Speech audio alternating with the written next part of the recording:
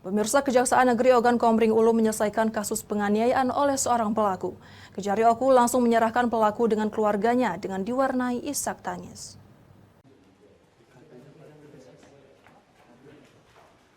Triseptiono, warga Baturaden, Kecamatan Lubuk Raja, menangis haru saat menerima restoratif justice atau RJ.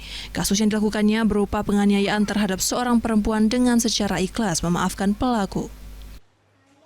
Isak tangis pecah saat pelaku dipertemukan dengan keluarganya, serta korban oleh pihak Kejari Oku.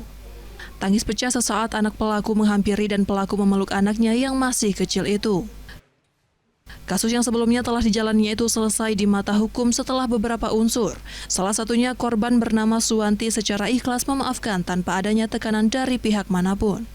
Restoratif justice oleh Kejari Oku itu diakui telah sesuai dengan prosedur yang ada di mana kedua belah pihak berhasil didamaikan dengan melibatkan tokoh agama dan tokoh adat serta pemerintah desa.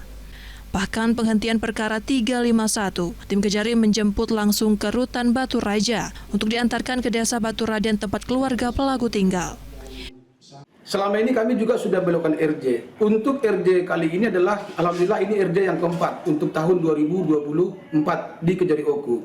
Kenapa kami lakukan? Kami antarkan ke keluarga melalui kepala desa, karena kami berharap ada pesan moral yang disampaikan, bahwa kita berharap ke depan perkara-perkara kecil seyogianya bisa diselesaikan secara musyawarah.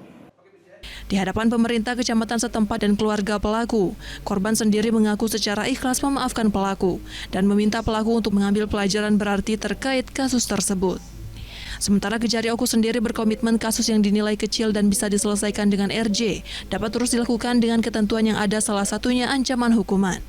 Dari Ogan Komering Ulu, Widori Agustino, iNews melaporkan.